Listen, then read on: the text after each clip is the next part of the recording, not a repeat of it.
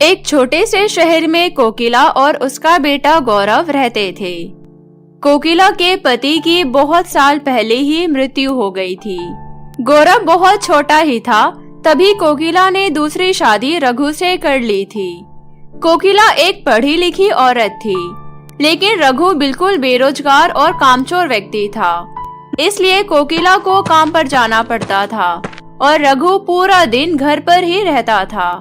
गौरव रघु का बच्चा नहीं था, इसलिए रघु गौरव को प्यार नहीं करता था।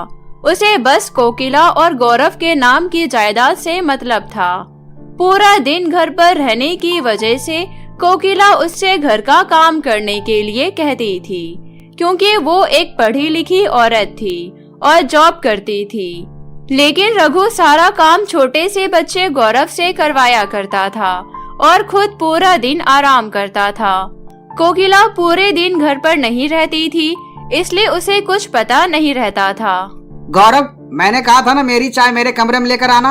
अभी तक मुझे मेरी चाय क्यों नहीं मिली? अभी लाया पापा।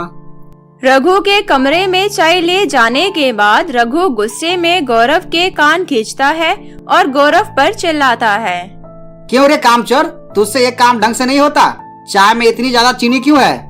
पिताजी, मुझे दर्द हो रहा है, मेरे कान छोड़िए। बेशर्म, जुबान लड़ाता है। अभी रुक, तुझे मैं अभी बताता हूँ। और रघु गौरव की पीठ पर हाथों से मारता है और कहता है, जा निकल यहाँ से, जाकर मेरे कपड़े धो। गौरव रोता हुआ अपने कमरे में जाता है और अपने असली पिता की तस्वीर के आगे रोने लगता है। पिताजी, आप कहाँ चले गए? नए पापा बहुत परेशान करते हैं, मुझे मारते हैं। मैं माँ को बताऊं भी तो कैसे? माँ भी परेशान हो जाएगी।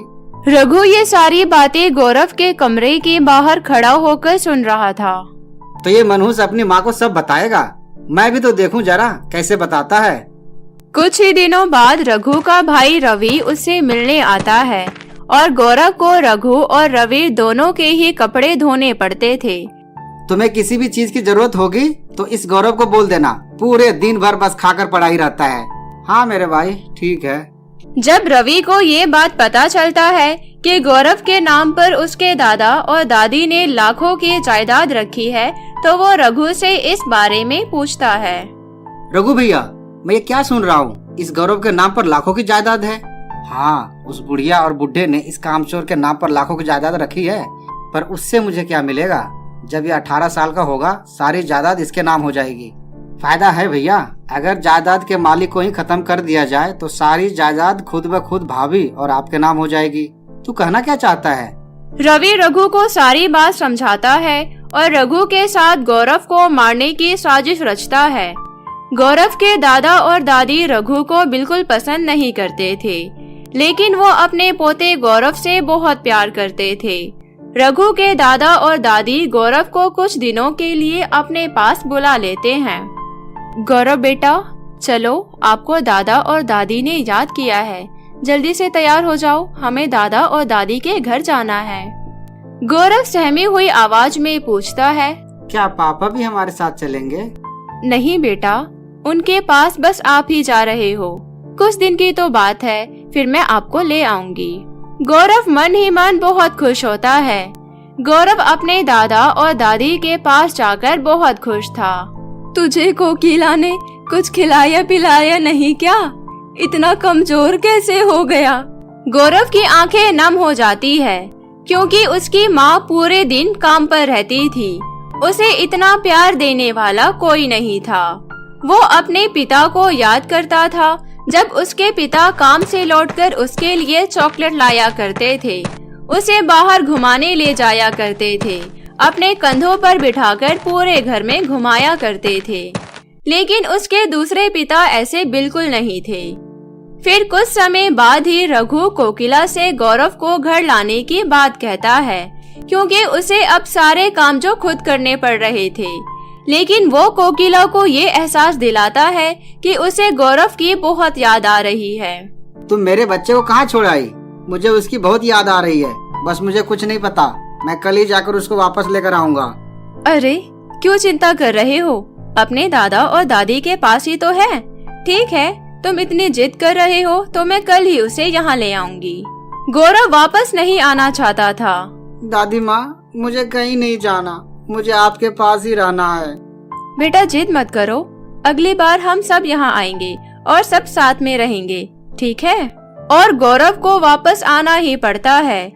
वापस आने के बाद रघु गौरव के साथ फिर से वही सब शुरू कर देता है। एक बार जब गौरव छत से कपड़े उतार कर नीचे ला रहा होता है, तभी पीछे से उसे रवि और रघु दोनों मिलकर धक्का दे देते हैं। वो नीचे गिरता तो है, लेकिन एक भी सीढ़ी से टकराए बिना ऐसा लगता है जैसे कोई अदृश्य शक्ति ने उसे हवा में उठा दिया हो। ये सब देखकर रघु और रवि के होश उड़ जाते हैं। गौरव बस इतना सोचता है कि उसे कुछ हुआ क्यों नहीं, और इतने में ही उस अदृश्य शक्ति ने रघु और रवि को ऊपर से नीचे धक्का दिया। वो दोनों सीढ़ियों से नीचे गिर गए और उन्हें बहुत चोट लगी, लेकिन किसी को कुछ पता न चले, इसलिए रघु और रवि वहां से भाग जाते हैं। अचानक गौरव का हाथ किसी ने पकड़ा और उसके सर पर हाथ फेरा। गौरव जब देखता है तो वो उसके पिता होते हैं, जिसे देखकर गौरव रोने लगता है। पिताजी, आप इतने सालों से कहाँ थे? मुझे छोड़कर आप कहाँ चले गए थे? अब आप कहीं नहीं जाएंगे, आप मेरे साथ ही रहेंगे। मुझे जाना पड़ा बेटा, पर उसने मेरे बच्चे को चोट पहुँचाने की कोशिश की है, मैं उसे कभी माफ नहीं करूँगा। शाम को जब कोकिला घर आती है तो वो देखती है कि रघु और रवि को बहुत चोटें लगी होती है। वो उनसे पूछती है कि अरे ये क्या, आप दोनों को इतनी चोटें कैसी लगी? बहुत ज्यादा चोट है ये तो। रघु और रवि अपनी गलती छुपाने के लिए इस बात को टाल देते हैं। कोकिला जब अपने कमरे में जाती है तो उसे एक आवाज आती है, क्या तुमने हमारे बेटे की परवरिश के लिए ऐसे इंसान को चुना? कोकिला आवाज सुनते ही चौंक जाती है और उसे अपना पहला पति दिखाई देता है। कोकिला रोने लगती है।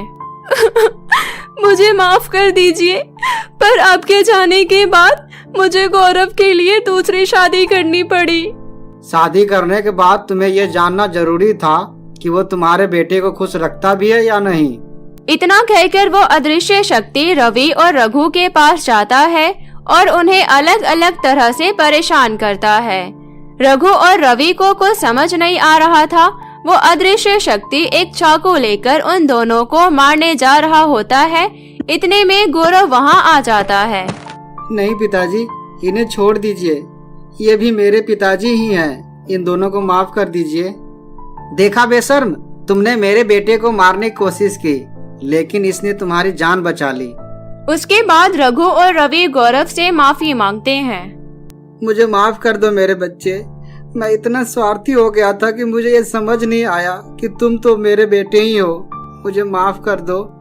वो अदृश्य शक्ति गायब हो जाता है, लेकिन उस हादसे के बाद रघु गौरव को अपने सगे बेटे से भी ज्यादा प्यार करता है और एक बार फिर से गौरव रघु में अपने पहले पिता को देखता है। तो मेरे प्यारे दोस्तों, कैसी लगी आपको हमारी ये कहानी, हमें कमेंट करके जरूर बताएं।